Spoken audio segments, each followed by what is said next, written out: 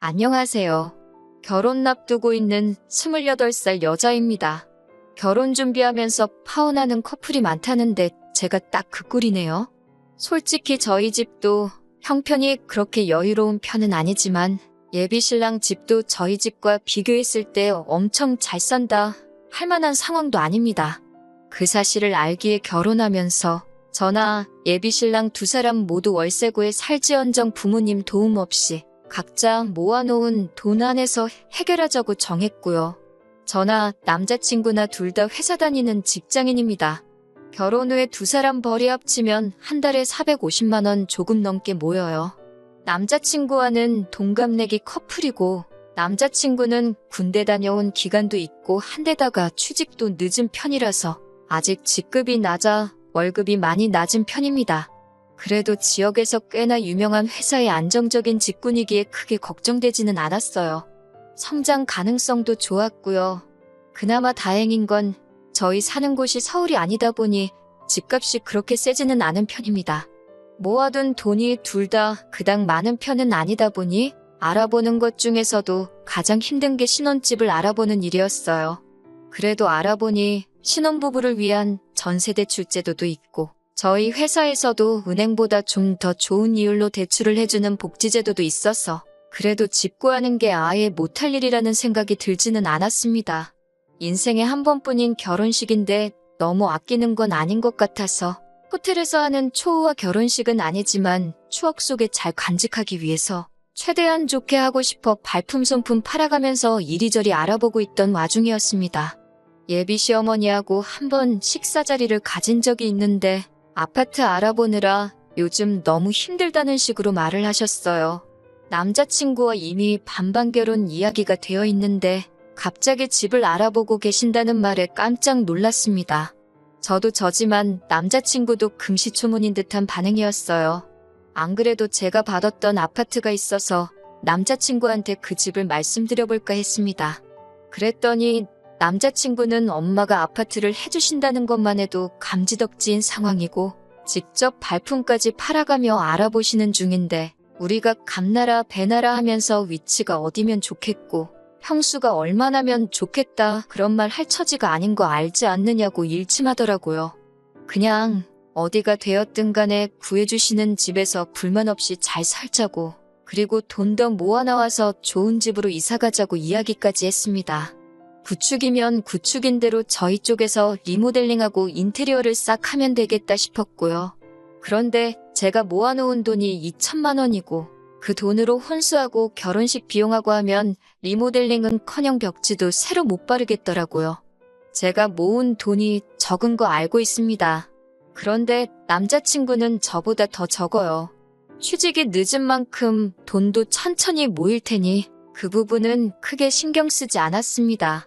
이 이야기를 부모님께 했더니 집을 해주시는데 우리도 손 안 대고 코 풀 수는 없다고 하시며 적금 같은 거 중도해지까지 해가시면서 어떻게 3천만 원을 만들어주셨습니다.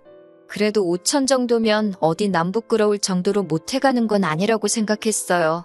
저희 지역 구축 20평대 아파트가 1억 정도 하거든요. 게다가 저는 직업 특성상 자가용이 필요해서 차도 가지고 있으니 얼추 비슷하게 해가는 거나 마찬가지였으니까요. 모아둔 돈도 별로 없으면서 결혼 생각한 것부터 잘못이라고 하면 잘못이겠지만 너는 얼마 있고 나는 얼마 있고 조건 맞추면서 이리저리 재는 것도 싫었고 남자친구나 저나 모아놓은 돈 크게 없으니 차라리 남들보다 빨리 시작해서 아껴가며 빨리 자리 잡는 것도 방법 중에 하나라고 생각했어요. 부모 도움 없이 결혼하겠다고 설레발을 쳤지만 결국 저나 남자친구나 부모님 손을 벌리는 거나 마찬가지인 상황이 되었지만요. 아무튼 돈도 어느 정도 마련되었고 큼지막한 문제들인 해결된 거나 마찬가지였으니 마음이 한결 놓이던 상황이었습니다. 시어머니와 또 한 번 식사 자리를 갖기로 해서 그때 다시 한번 자세한 이야기를 해보려고 했어요. 사실 집이라는 게 당장 돈도 중요하긴 하지만 앞으로 얼마나 그 집에서 살아야 할지도 모르고 한 푼 두 푼 쓰는 게 아니기 때문에 위치적인 부분도 고려해야 하고 투자 가치가 있는지도 고려해야 하잖아요. 그런데 도통 남자친구 어머니 쪽에서 집을 알아보고만 있다고 하시지 그 내용을 남자친구한테 말해주시는 것도 아니고 비밀로만 하고 계시니 조금 자세하게 이야기를 나누어 봐야겠다고 생각했거든요. 식사 자리에서 타이밍 봐서 어머님께 집 알아보시는 건 어떻게 되어 가시냐 물었습니다. 말을 안 해주시는 게 별다른 이유가 있을 수도 있겠다 싶어서 물어보는데도 조심스러울 수밖에 없었지요. 그런데 어머님께서는 집은 이미 계약했고 몇 달 뒤에 잔금만 치르면 된다고 대수롭지 않게 대답하셨어요. 이렇게 쉬울 건 뭐 어려운 이야기라고 그동안 꺼내지 못했나 싶었습니다. 집 구해주시는 거 정말 뼈에 사무칠 정도로 감사한 일이지만 그래도 계약 전에 왜 저희한테 한 번도 말씀을 안 해주셨는지, 그 집을 보여주지 않으셨는지 궁금했습니다. 이왕 대답해주신 거 궁금했던 건 다 물어봐야겠다는 생각이 들더라고요. 저나 남자친구나 둘 다 직장 다니는 회사원이고 그러니 출퇴근 거리도 생각해봐야 했어서 가장 궁금했던 걸 먼저 물어보기로 했습니다.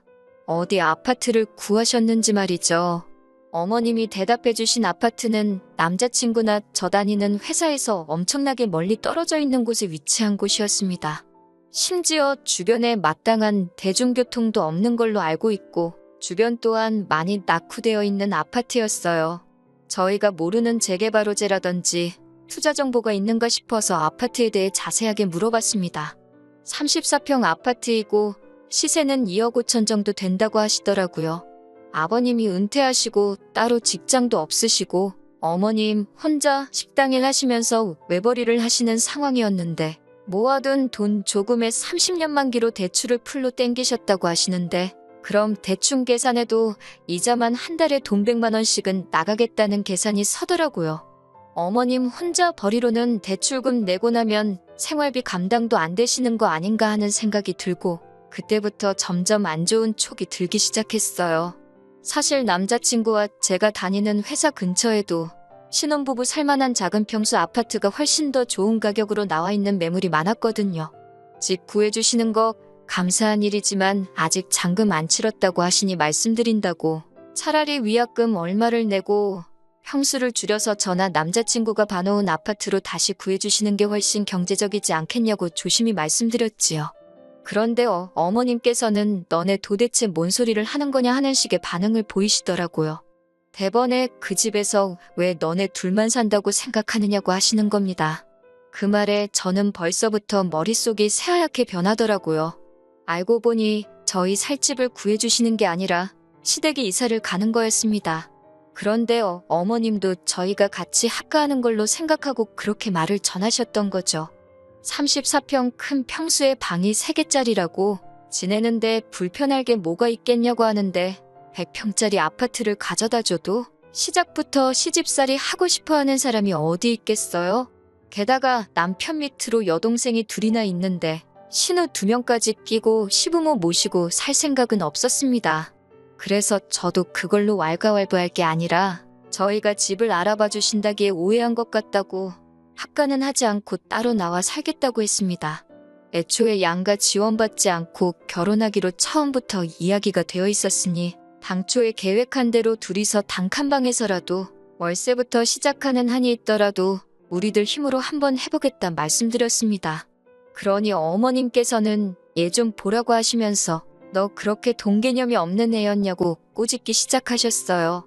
그러면서 하시는 말이 어차피 당신이랑 당신 남편 죽으면 그 집 너네 거 되는 건 시간 문제인데 뭐하러 달마다 월세까지 내가면서 얼굴도 모르는 생판남의 배를 불려줄 생각부터 하냐고 일부러 저희 생각해서 큰 평수 집으로 구한 거니 딴 생각하지 말고 그 집에 들어와서 살라고 하시더군요. 애초에 집을 알아봐 주신다 할 때부터 자세한 내용 말해주신 적 한 번 없었고 저희들 의사 또한 물어본 적 없었지 않느냐고 그 집에 들어가 살면 다른 건 몰라도 남자친구는 출퇴근하는 것부터가 문제가 될 거라고 대답했지요.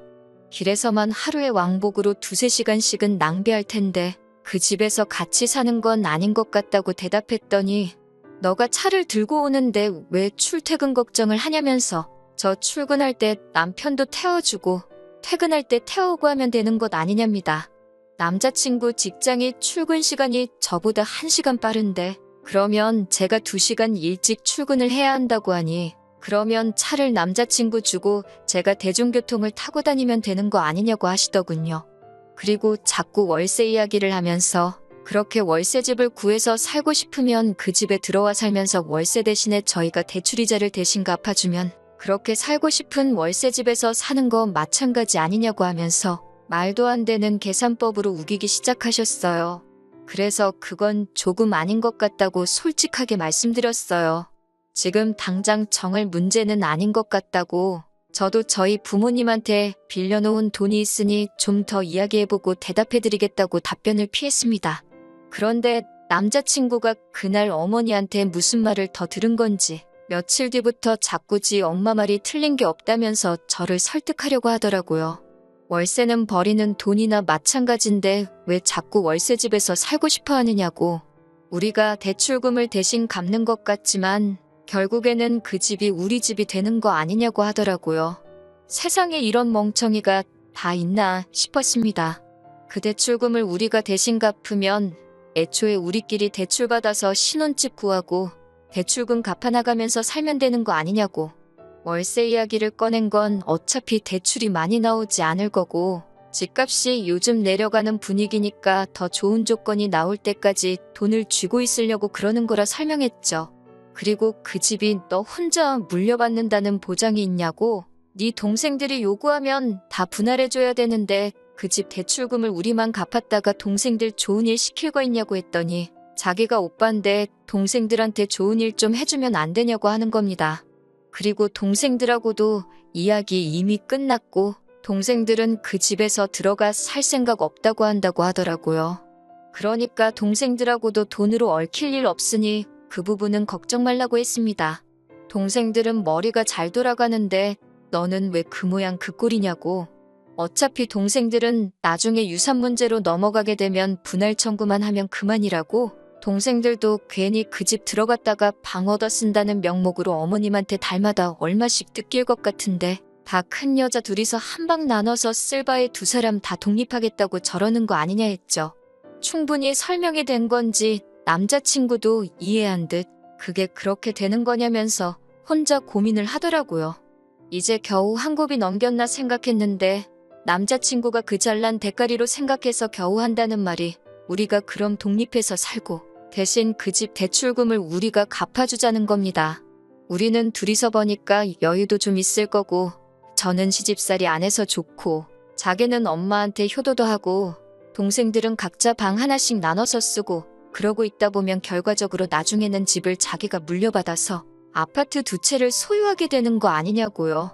자꾸 저렇게 말도 안 되는 궤변으로 저를 설득하려 드는 거 보니까 저놈이 몰라서 그러는 게 아니고 어떻게든 제가 버는 돈을 가지고 지네 엄마 새로 산 집 대출금 갚아주고 겸사겸사 대리효도도 시킬 생각으로 저러고 있는구나 하는 생각이 확신이 되더라고요.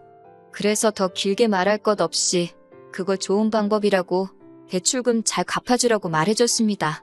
남자친구는 입이 귀에 걸려가지고 저한테 힘든 결정 내려줘서 고맙다고 하면서 앞으로 행복하게 잘 살자고 하더라고요. 효도할 생각에 귀가 먹은 거냐고 말귀를 못 알아먹은 것 같아서 말해주는데 니네 집 대출은 네 돈으로 갚아주라고. 나는 니네 엄마 대출금을 같이 갚자는 게 아니라 결혼은 없던 일로 하자고 파혼하자고 하는 말이라고 해줬습니다. 엄마 집을 사주고 싶으면 엄마 집 먼저 사주고 네 앞가림 한 다음에 그때 가서 결혼하라고 했습니다. 저랑은 어차피 끝난 거니까 더 길게 이야기할 것도 없고 마음 바꿀 것도 없다고요. 그동안 결혼 준비하면서 알아본 것들은 오늘 당장 다 취소할 테니 취소하면서 발생하는 위약금은 다 네 돈으로 하라고 했어요. 사람 헷갈리게 만든 니네 엄마 때문에 파혼하는 거고 이제 보니 너도 한통속인 것 같은데 나는 그런 것도 모르고 우리 부모님 적금도 중도해지해버려서 우리 집도 여러모로 손해를 봤으니 위약금 내는 것 정도 손해보는 건 네 돈으로 처리하라고요. 그리고 그걸 끝으로 앞으로 연락도 하지 말고 아는 척도 하지 말라고 했습니다. 오늘 이후로 너가 마음을 바꾼다고 해도 내가 자식된 마음으로 부모한테 효도하고 싶다는데 그걸 못하게 할 권리는 없지만 결혼하고 나서 내 남편이 효도하는데 눈 멀어서 나한테까지 피해 끼치는 꼴은 볼 생각이 없다고. 이젠 너가 아니라고 말해도 그 말을 믿을 수가 없다고 했어요. 그리고 제가 선언한 대로 그날을 기점으로 남자친구와는 영영 이별했습니다. 돌이켜 생각해보면 제 나이가 아직 젊은데 뭐가 그리 급해서 결혼을 하려고 했나 싶어요. 일찍 정신 차리고 가정을 꾸리는 것도 좋지만 왜 다들 준비가 되어 있는 사람하고 결혼하거나 준비가 끝날 때까지 결혼을 미루는 이유가 뭔지 알겠더라고요. 그 편이 정신건강에 훨씬 도움이 되니까 그러는 거겠죠? 돈 모으는 건 제가 하기 나름이란 것도 배웠어요. 그래서 한동안은 제 스스로가 앞가림할 만큼의 돈을 모을 때까진 결혼 같은 건 생각도 하지 않고 혼자서 지낼 생각입니다. 오히려 이렇게 다 털어놓고 나니 심적인 여유도 생기고 정말 좋은 결정 내린 것 같아 후련하네요. 남자친구 보니까 기어이 엄마 따라 그 집으로 이사가가지고 면허도 없는 놈이 대중교통 타고 출근한다고 하루에 3시간씩 출퇴근하는데 버리고 있는 꼴을 보니까 아마 그 자식은 지 엄마 품에서 벗어날 때까지는 그렇게 손해만 보면서 살게 될 것 같네요. 제 말만 잘 들었어도 그 꼴은 보지 않았을 텐데 싶은 미련도 없습니다. 이젠 그런 남편감은 제 쪽에서 사절하려고요.